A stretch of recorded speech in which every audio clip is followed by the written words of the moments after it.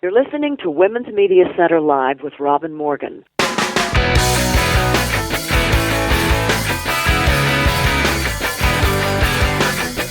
Welcome to Women's Media Center Live. I'm Robin Morgan.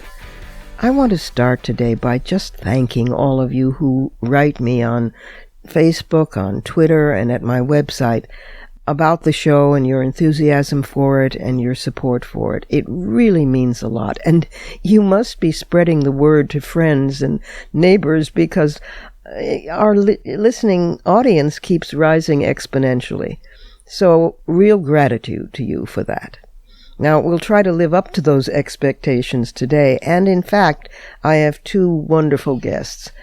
Marjorie Spruill is an historian who has addressed the question, what began all this polarization in our politics in our country? And not surprisingly, found that the answer had something to do with women. My other guest, Heidi Steltzer, connects all the dots. She is a scientist. She is a climate change specialist. She's a feminist, interested in getting more women into STEM. She is an explorer, because she was part of an all-woman team that went to Antarctica. So all that and lots of other goodies coming up, but first we need to go inside the headlines.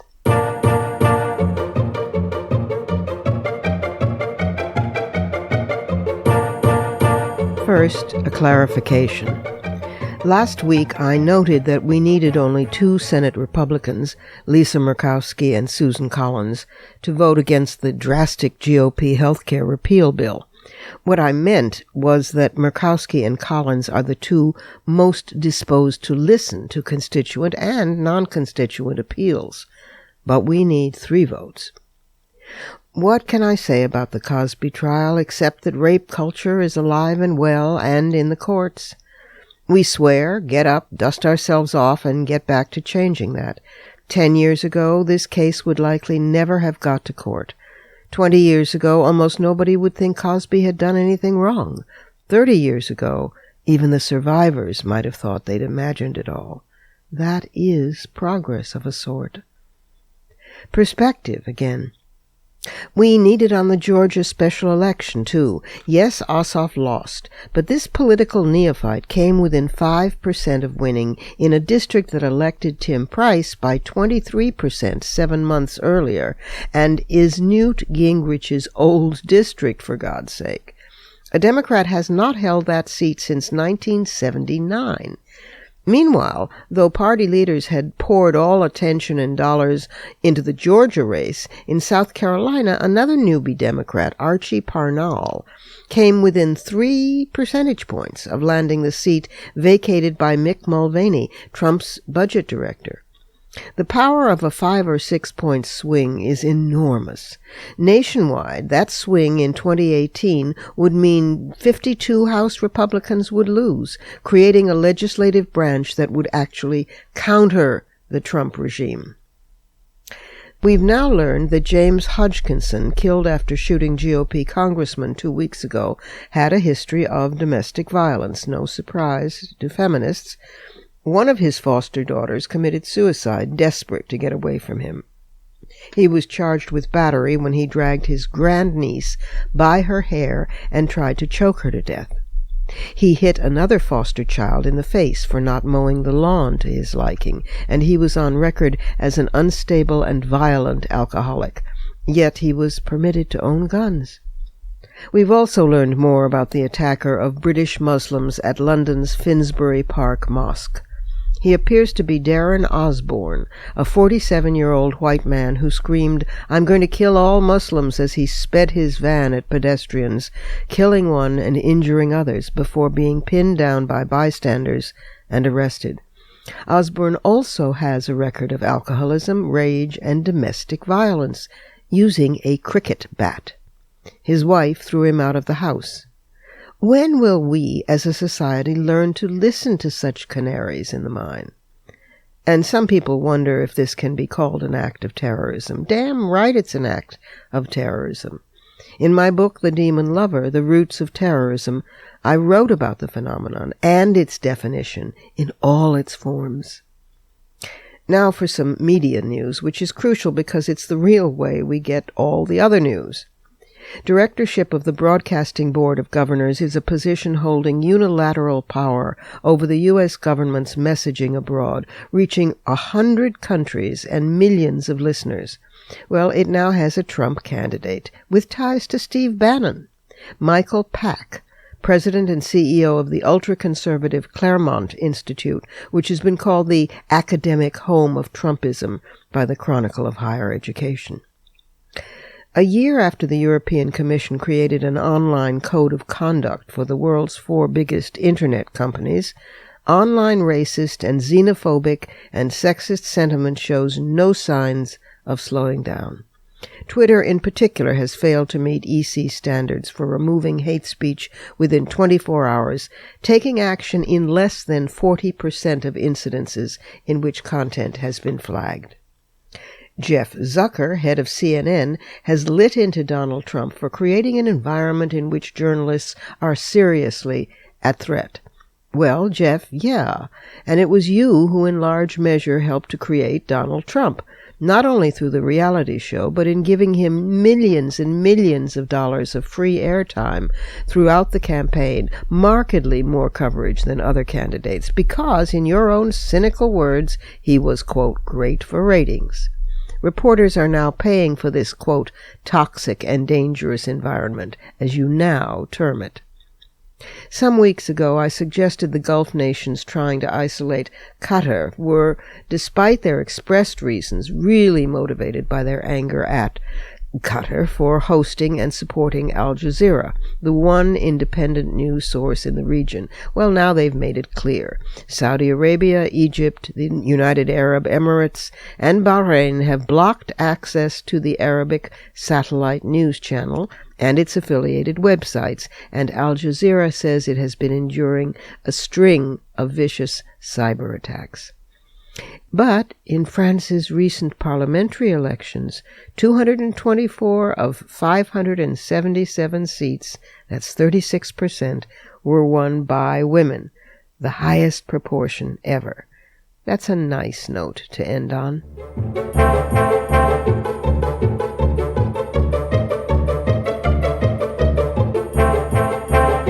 It's time for a short break here at Women's Media Center Live.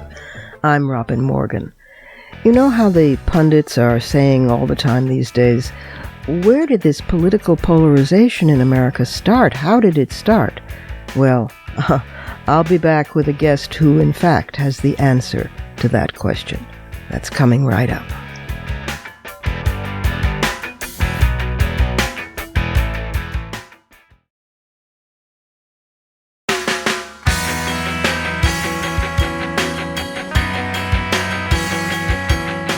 You're listening to Women's Media Center Live with Robin Morgan.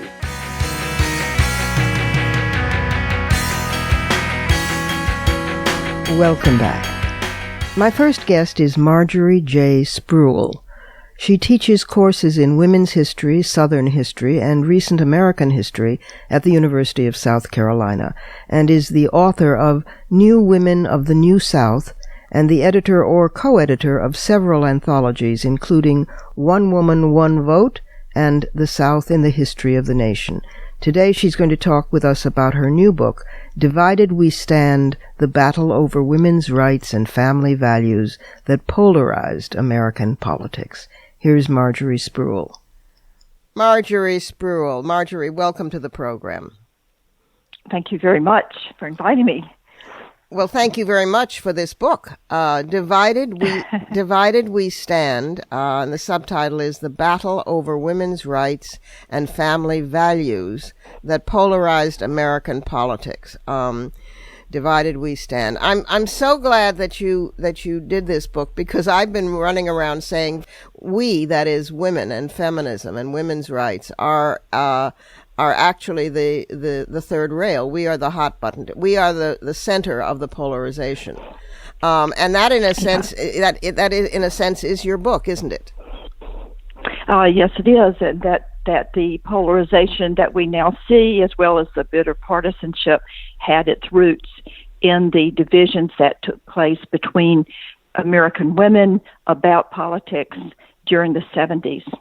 Yes, and specifically over IWY, or otherwise known as International Women's Year, and the Houston, Texas National Women's Conference in 1977. Yes, and the book spans the whole 70s with an epilogue that takes it up through the most recent presidential elections. But the focus point is those conferences, the state conferences leading up to a national conferences in Houston, Texas in November 1977. And the argument is that these conferences, which most people today don't know anything about, were a real turning point in American history, and that they sort of solidified, crystallized, if you will, the divisions between American women, and it empowered the women's rights movement by making it more diverse and yet united. And on the other hand, it sort of galvanized the conservatives and crystallized their message and really fired them up to stay involved. And so the Phyllis Schlafly, Lottie Beth Hobbs, and others who founded this pro-family movement ended up becoming extraordinarily powerful figures in American history because I argue that they are uprising against feminists to try to take control of these conferences state by state by state, ended up creating what was soon to be known as the religious right, unifying conservative Catholics and evangelical Protestants and Mormons and Orthodox Jews, and creating this group that never had been able to work before together and now would become a major force, especially when the Republican Party chose to end its historic support for the women's rights movement and to choose the side of the conservative women's movement instead. Yes. I remember well when they took the ERA plank out of the platform. Yes, in 1980. That was a pretty sad day. It's so interesting because, of course, Phyllis Schlafly was a central figure in all this. And she, although yes, those women came to much greater visibility and power in the right, they never really, even so, they never got their reward. Schlafly was hoping so much that, and positive that she would get a cabinet post out of Reagan. And it never happened, and years, a couple of years after that, she and I, this is just an interesting aside story for you as a historian, she and I were doing on some same television program, and we were both we were on in different segments, but we were both in the green room at the same time. And she was bragging about how she had, gone to law school and gotten her law degree and how now she was the power and so forth. And I turned to her and I said, Phyllis, it's interesting because you always refer to yourself as just a normal, average, everyday housewife, and you're a damn power machine. And would you have gone to law school without the women's movement? And she turned to me in the green room and said, in all honesty, no, I'm very much in debt to the women's movement. And I said, well, hello, that would be nice if you sometimes said, thank you. And then she went out and did her interview first. And of course, she just attacked us left, right, and center. So I went out and gave the whole story of what had happened in the green room, but the hypocrisy was, was amazing. She was amazing she believed in women, going out into the world and being very engaged in politics. And at the same time, she, preached this message that you were never fulfilled unless you had children, right. And that the woman who was at least during the time that their children were young, that they were supposed to devote themselves to that. She had a doting husband who shared her political philosophy and who actively encouraged her to do what she was doing and supported her with legal lawsuits before she became a lawyer herself. And she didn't seem to understand that that this ideal role that she promoted for women was not within the grasp of the vast majority of women, even if it worked well. That's right. If it worked well. That's right. I mean, and of course, she you could say that the modern day version of her is Ivanka Trump, who keeps writing books about how, women should combine their careers and their families, and family comes first, and of course has nannies and maids and helpers galore and great wealth. It is amazing the arrogance with which that kind of advice is given.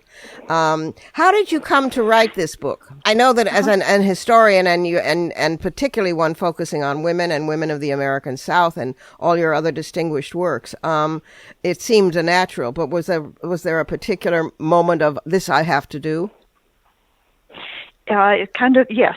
I moved to Mississippi in 1980 and was teaching down there, and every feminist that I met in the state was still reeling from this event that had happened 3 years earlier when a group of Mississippi conservatives took over, sort of using kind of stealth tactics, arrived at the state IWI meeting and outvoted the feminists, took it over, substituted for the proposed planks these extraordinarily conservative resolutions, including things like ending Social Security and solidarity with Rhodesia, and then they. Let me hang on a minute. Let me just interrupt for the younger listeners. Rhodesia, which was an apartheid state at that time, and is now Zimbabwe. Yes, it's Zimbabwe. Yes. And together with South Africa, it was a white supremacist state. So just a little bit of fact in there. Go ahead. And so they also elected a slate of delegates to go on to represent Mississippi and Houston that was all white and included 6 men, the only men that were sent as delegates to the national conference. And one of the women was the wife of the leader of the Ku Klux Klan, who kept telling the reporters that the Russians had tried to take over the country through the blacks, and now, having failed that, they were trying to do it through the women, and that she was afraid that, she was elected delegate, that the organizers were going to punish her by making her room in Houston with a black lesbian, things like this. Oh my God! My God! If they had, who would be punishing whom? Yeah. So these women were all still talking about that. And I was really kind of astounded. Above all, I was amazed that how could I, who was always interested in women's rights and politics and history, have totally missed knowing about the IWI controversies and conference.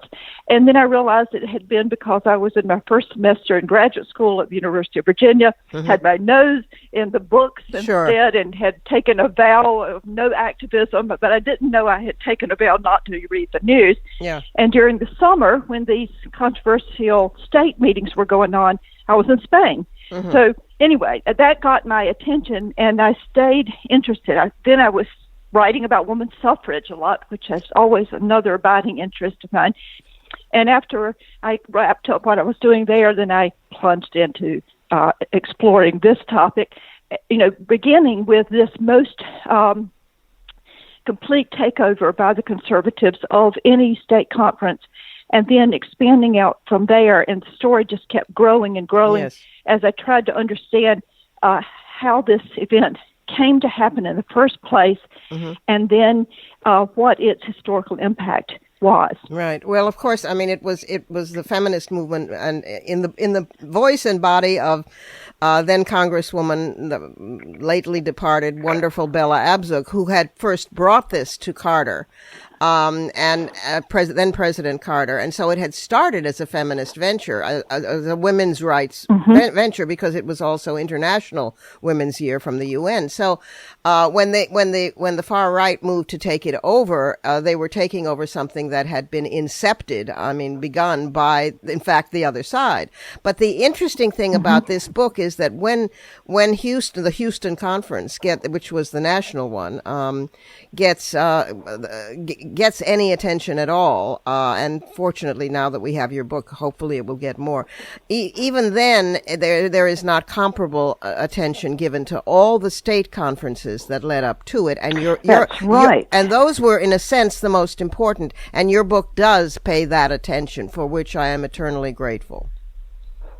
Yes, I'm hoping that there'll be research about those state meetings at every one of the states now, because there's incredible material out there waiting. There's going to be, in the first week of November, a 40th anniversary conference about all this in Houston, Texas, that the University of Houston is sponsoring. So I hope that lots of people will participate in that. There's going to be both scholars and also people who were veterans of those events, yes, coming back and speaking. Well, thank you for your work. The book is called Divided We Stand, The Battle Over Women's Rights and Family Values That Polarized American Politics. Somebody has actually unearthed that and told the truth about it, and that somebody is the person we've been speaking with, Marjorie Spruill. Thank you so much, Marjorie, and thanks for being with us. Thank you. It's wonderful to meet you. And now it's time for the Surrealism Corner.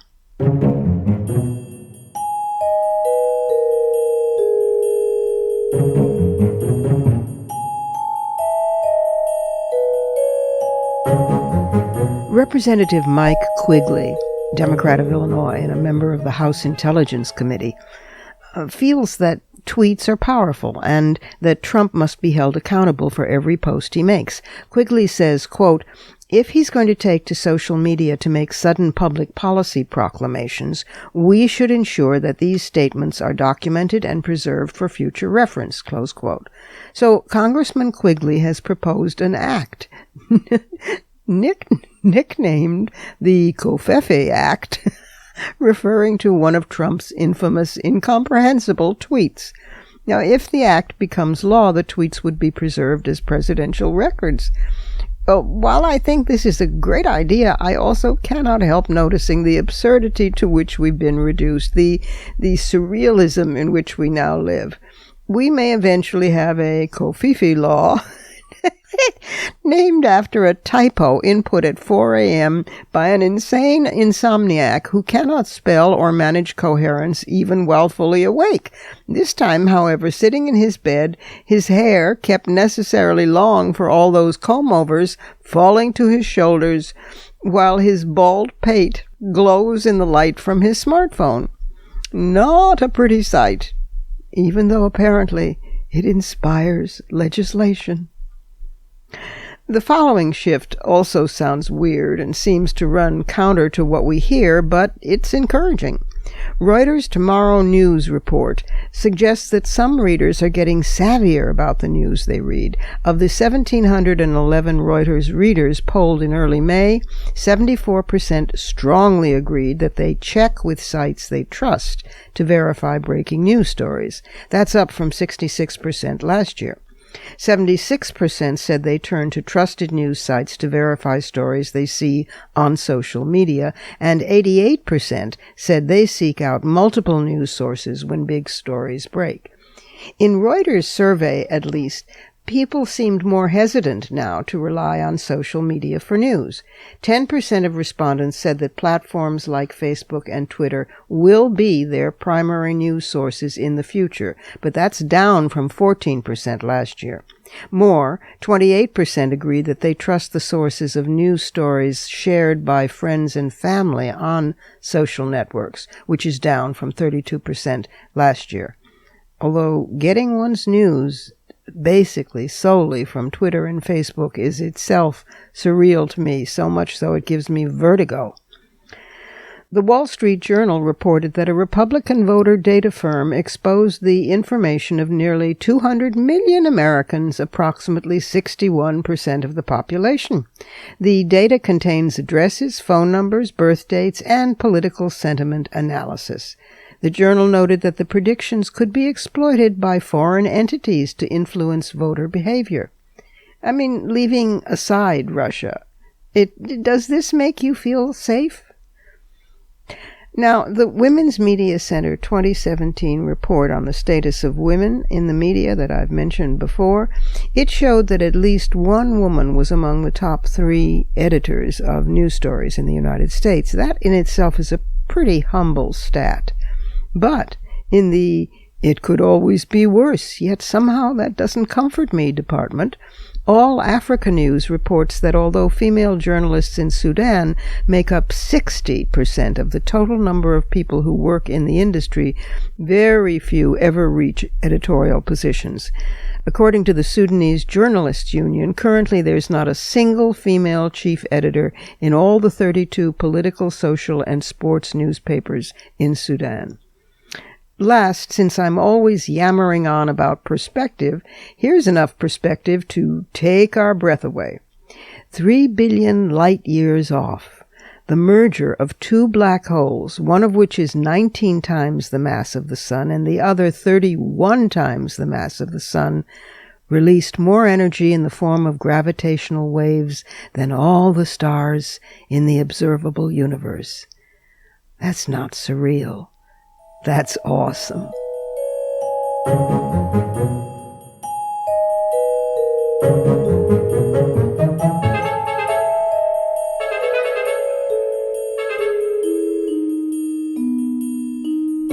We're coming up to another short break here at Women's Media Center Live. I'm Robin Morgan, and when I return, we will be talking to a young, feminist, impassioned climate change scientist, and she's going to take us to Antarctica.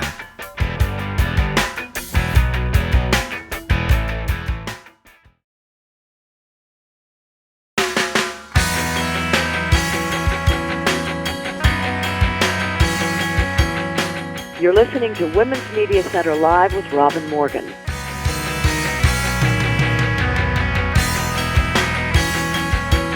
And we're back again. Dr. Heidi Steltzer is an associate professor of biology at Fort Lewis College.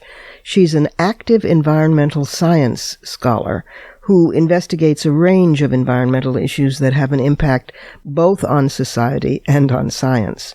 She's the 2013 recipient of the Sulzman Award for Excellence in Education and Mentoring from the American Geophysical Union. And this passionate feminist, activist, scientist was one of 76 people on an all-women's leadership and research team in a project called Homeward Bound in 2016 that went to Antarctica. Heidi, welcome to the program. Thank you. Well, you have been quoted as saying that you will boldly hike where no one else will go. And you're a mountain and polar ecologist, and an activist on 2 fronts: sexism in STEM, in the science, technology, and engineering and math fields, and also on climate change. So tell us how you got to be fighting on double fronts. Yeah. It has certainly been an interesting year for me. I'm a woman, I'm a scientist, and I study the impacts of climate change in mountain and polar regions. Wow.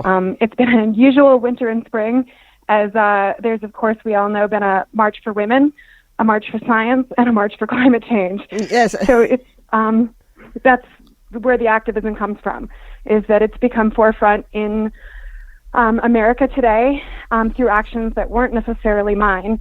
And that was timed with my having participated in a leadership training program for women in science that I feel like gave me the wherewithal needed to transform from scientist to activist. And as some of us have decided to talk about it, we've said we want to be scientists and activists. We don't want to be one or the other. We want to be both. Yeah, since when was it a binary choice?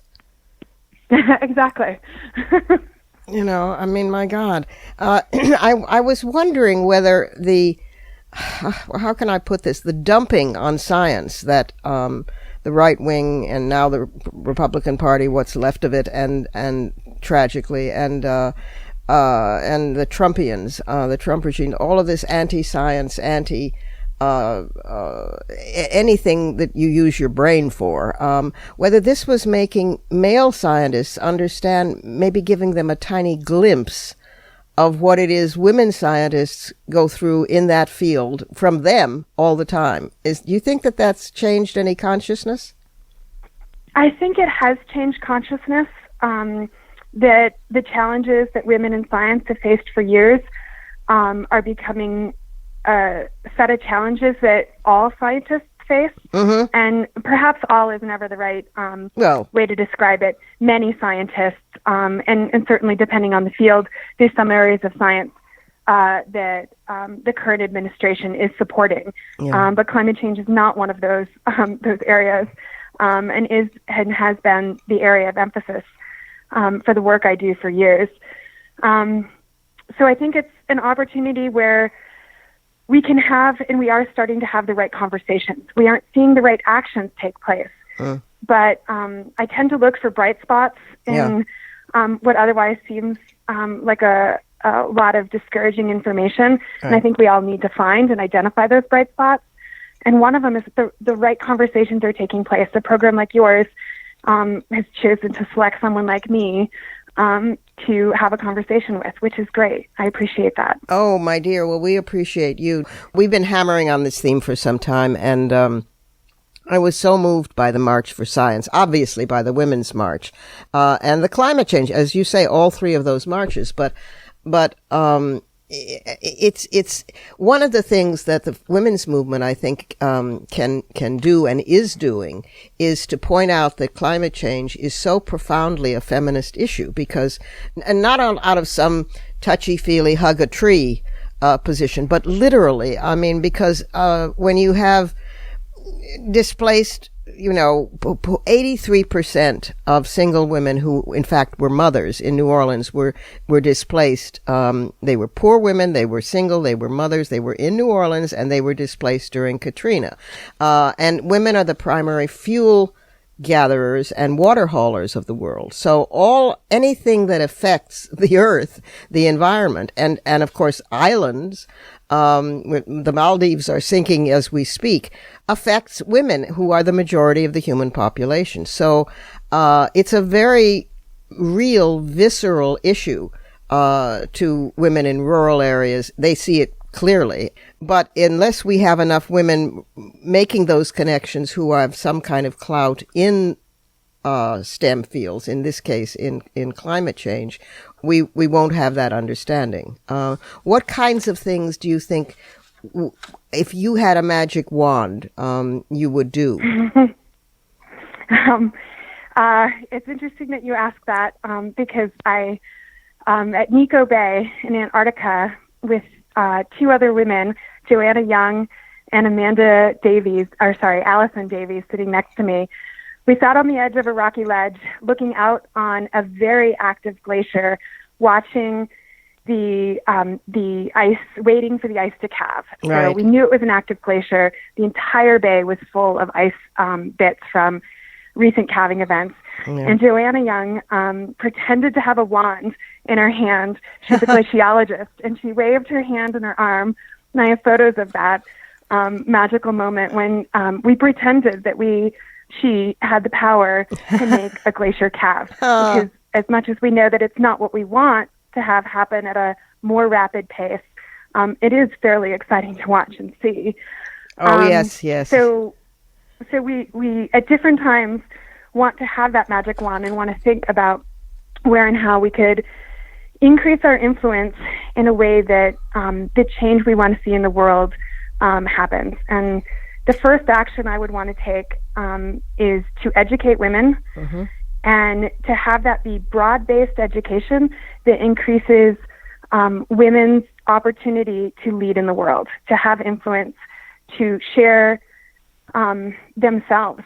I think the perspectives of women, the ones you just described, mm-hmm. from women who've been affected by a major storm, as well as of women in science, and of any woman who feels like they have a vision for where and how managing our planet as our global home could lead to greater balance, could increase opportunity for more people, and in the end, that would be for people, not just women, but for children, for men, for diverse peoples, and that's often because many women have leadership styles that are the leadership styles we need to see more of in the world. Yes. So if we can create the opportunity that more women are leading, we may see a change in where and how leadership, the type of leadership that happens. Yes, yes. Oh, I think you could not be more right, more correct. Tell us a bit about you and your 75 companions on the 3-week trip it was the largest ever all-woman expedition to Antarctica, wasn't it? Correct. And when was this? So this was this past December, so December of 2016, and we set sail very near the beginning of December from Argentina. We crossed the Drake Passage. I, once upon a time in undergrad, thought I wanted to be an oceanographer and decided not to be because I get seasick very easily. And indeed, I decided that this was, if I was ever going to learn how to manage for seasickness, the opportunity was going to be so I could be part of the largest all-female expedition to Antarctica. Then I did get seasick, but we can live through hard times and challenges and get to where you're sailing and into the Weddell Sea, surrounded by icebergs. And I study the Arctic, so I've been to a pole. I've been in places where I get to see icebergs all the time. You're the first. I just want to say that you're the first person on this program who has ever said casually, "I've been to a pole." It's just, oh yes, of course I've been to a pole.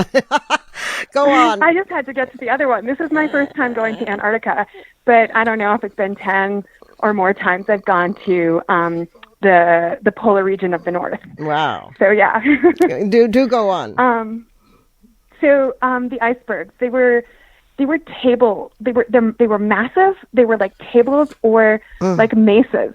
And it felt like we were in the canyons of the southwestern U.S., which is near where I live, except that in your mind, you know that you're only seeing 1/10 of the mass of the mesa. The rest is below the surface of the water.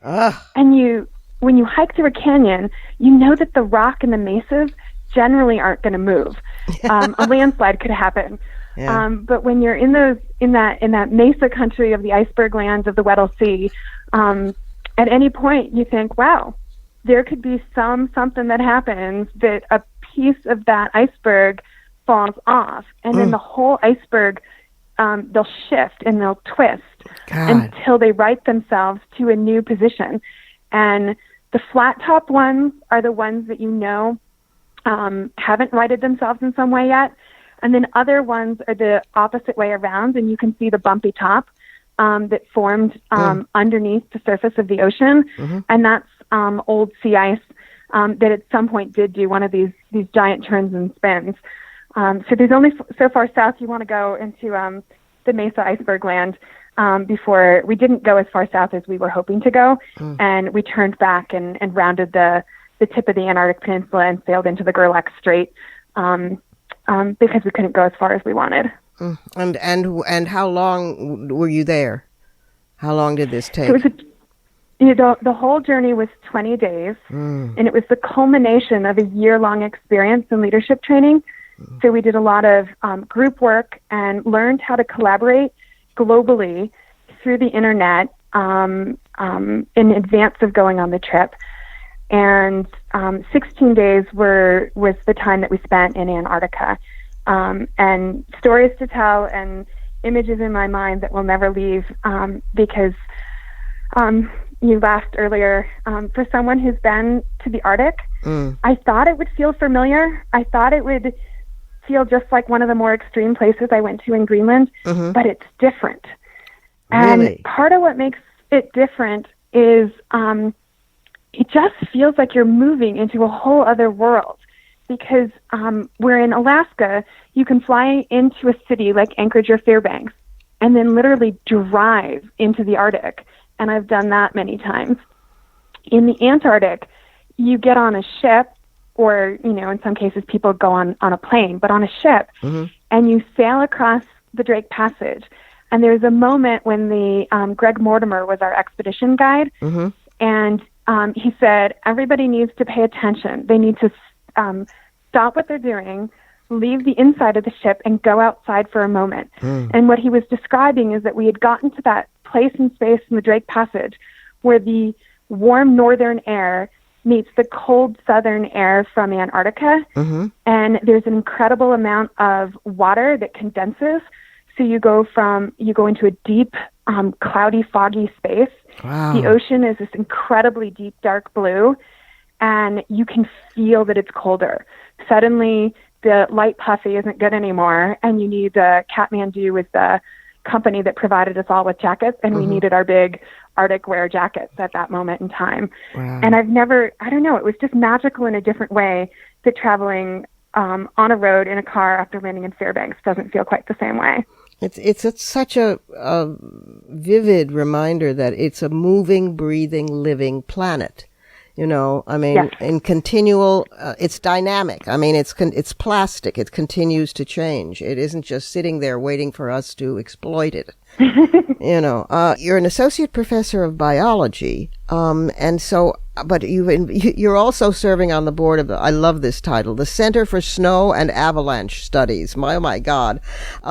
So you are obviously particularly studying what's happening with plant life. It isn't just the popular version of look at the stranded polar bear on a chunk of ice as things melt. Correct. So this affects obviously plant life. Trees are growing where they're not supposed to be trees. And to my absolute horror, there are some mega agriculture firms that say, this is terrific. We'll be able to plant and farm on the poles. This is so not terrific, guys.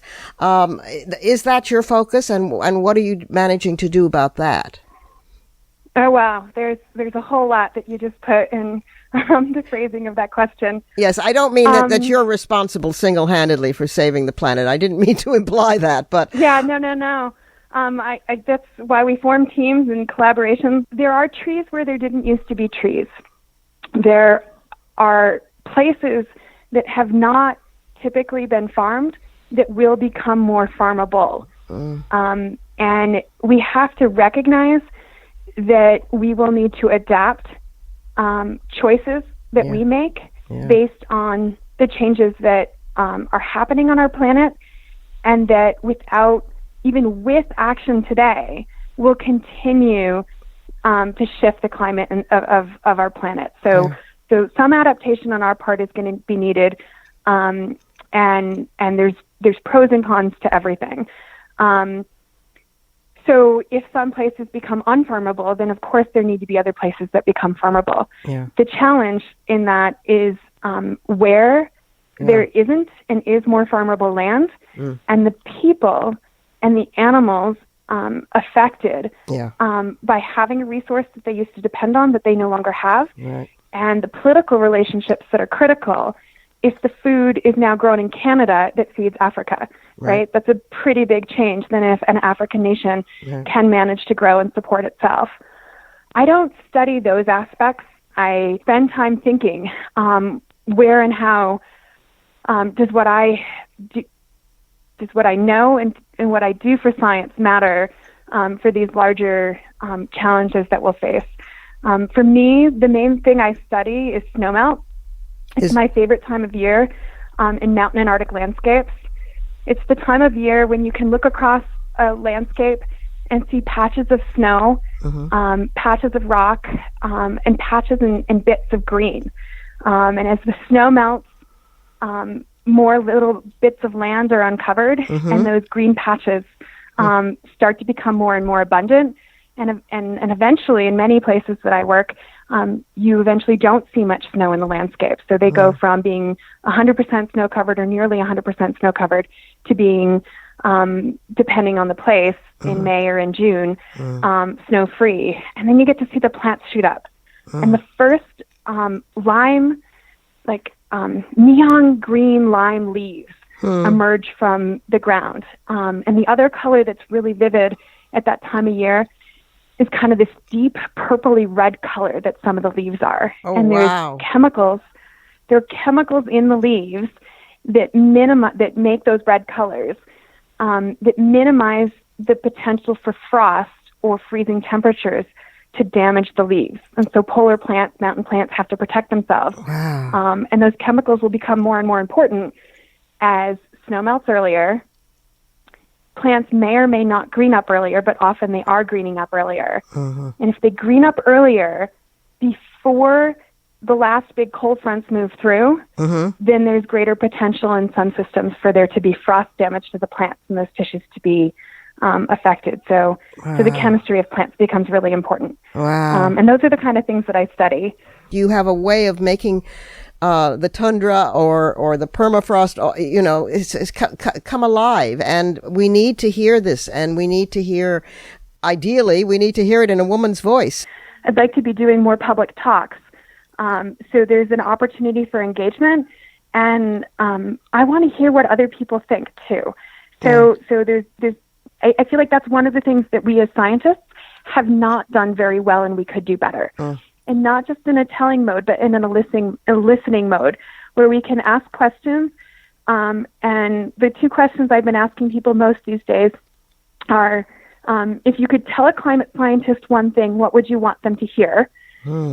And what aspect of climate change is most concerning to you, is most confusing to you, is most what you would want to ask me about. And it's been fun. I hope you'll come back Thank you. and talk to us again. I hope you'll be our sort of climate person. Will you? And I would love that. Anytime we will make the time. I really appreciate your interest, Robin. Is there a website where people can find out more about the work you do, or the work that the team in Antarctica did, or were they assembled only for Antarctica? Nope. We are a global collaboration, a global initiative. Homewardbound.com.au is the website for the program. Say it again. Homeward Bound. Homewardbound.com.au. It's an Australian-based organization. Okay. And I and many of us have greatly increased our activity and our presence in social media. So my username is at Heidi Mountains, and that's on Twitter and on Instagram, and then at Heidi Steltzer Mountains is on Facebook. Thank you again, and thank you for being with us on Women's Media Center Live. Thank you, Robin. We need to take one last quick break here at Women's Media Center Live. I'm Robin Morgan, and I'll be back in just a moment with some fighting words.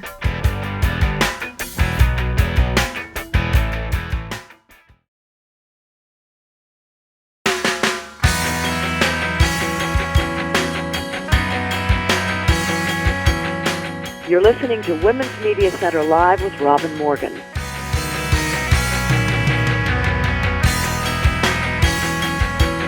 And we're back again with some fighting words.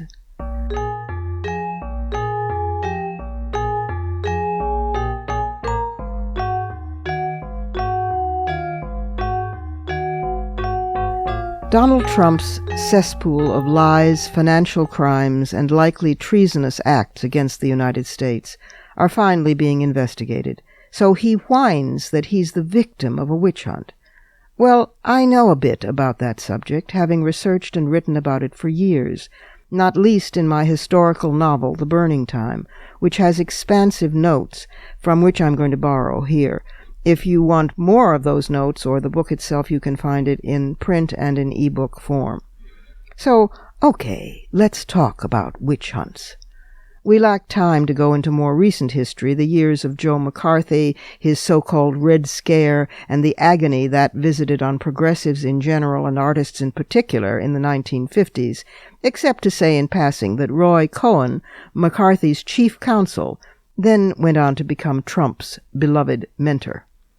Nor have we time to explore the 17th century witch trials in Massachusetts, which were different, though related to the European persecutions. In the New World, as everywhere, fanatic religiosity, Puritan Protestantism in this case, economic motive, acquisition by accusation, and misogyny were present. But here, racism was a further factor. I have time only to focus briefly on witch hunting and witch persecution during the devastation called the Burning Time in continental Europe and the British Isles. It lasted approximately 600 years, peaking in the 16th and 17th centuries, but persisting well into the 18th century and the Enlightenment. In Germany, the last person accused of witchcraft was executed in 1775. Catholic Poland burned alive its last witch as late as 1793, the year George Washington held his first cabinet meeting. And despite three separate inquisitions, the papacy was not alone in mounting and sustaining these persecutions. Ideological and political battles raging between the Reformation and the Counter-Reformation literally fed the flames, with Protestants like Luther and Calvin competing with Catholics for the most extreme fundamentalist interpretation of the Bible. Europe's witch purges also gave rise to new persecutory professions, one such being witch hunting. Witch hunters charged handsome fees as they traveled from town to town searching out prey. Their techniques included listening and paying attention to all rumors and accusations, looking for so-called devil's marks. These were moles, warts, or literally described as darker than normal skin, and searching the accused home for evidence of cats, herbs, or books. Also commonly employed was the self-fulfilling trial by ordeal, usually that of water. In this procedure, an accused witch was forced to a kneeling position, bound that way with ropes, and tossed into a river or lake. If she floated, she was pronounced a witch and would then be burned. If she drowned, she was declared innocent, posthumously. Watching such trials by ordeal became a popular entertainment. So did attendance, complete with picnics, jugglers, peddlers, and spectator crowds at witch burnings. The concept that a pact with Satan was inherent in all magic or heresy actually came later in the witch persecutions, and was applied first in Ireland and Sweden, where indigenous, ancient, often matriarchal faiths were deep-rooted and required demonizing by the colonizers. Earlier European records show accusations and executions by hanging, boiling alive, crushing with stones, and burning at the stake for more commonplace rebellions. Wives, quote, guilty of treason against their husbands, or sodomites, or midwives, and misbelievers. But once the idea was afoot that heresy resulted from a satanic pact, it became dogma and spread widely. The result was widespread slaughter. A short sampling. In 1515 in Geneva, Switzerland, 500 accused witches were executed in a single day. In 1524 in Como, Italy, 1,000 were killed. In 1622 in Würzburg, Germany, 900. In 1670 in Mora, Sweden, 70 women and 15 children were executed. In Germany, the 16th century saw witch burnings almost every day. Complete villages were cleansed of women, girls, and cats. The killing of cats was the primary reason rats could spread what became the plague that later decimated Europe. In 1586, only 2 women were reported left alive in an entire Rhineland district. Whole convents were indicted and sentenced for harboring, quote, rebellious, learned women, close quote. Some scholars focusing on the continental persecutions between 1550 and 1650 conservatively estimate the number hanged or burned at 60,000 people. Other scholars, charting the entire span of the burning time across Europe, 600 years, estimate that between 8 and 9 million persons were massacred. It's impossible to know for certain. We do know, however, that although men were also accused, tortured, and killed, the vast majority of victims were women and girls. Or have we already forgotten the chants of Burn the Witch against Hillary Rodham during the campaign? So tell us, Donald Trump, do tell us about witch hunts. Those are my fighting words. Add yours on Twitter, and don't forget to tag us at WMC Live and use the hashtag fighting words.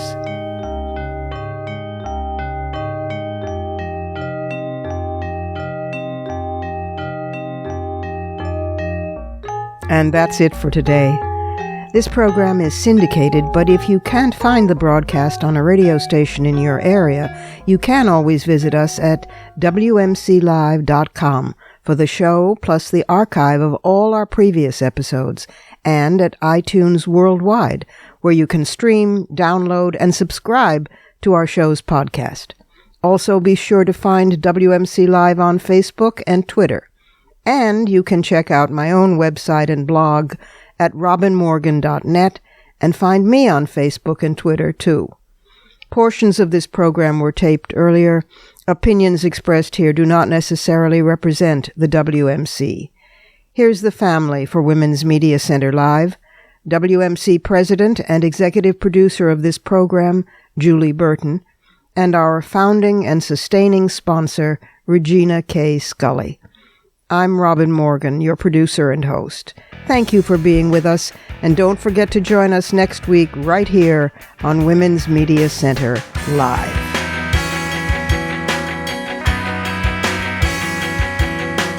For the smartest talk about news, politics, sex, books, religion, race, and more, tune your radio to Women's Media Center Live with Robin Morgan. Audacious, witty, provocative, informative, and fun. It's Women's Media Center Live with Robin Morgan on WMCLive.com. Talk radio with a brain.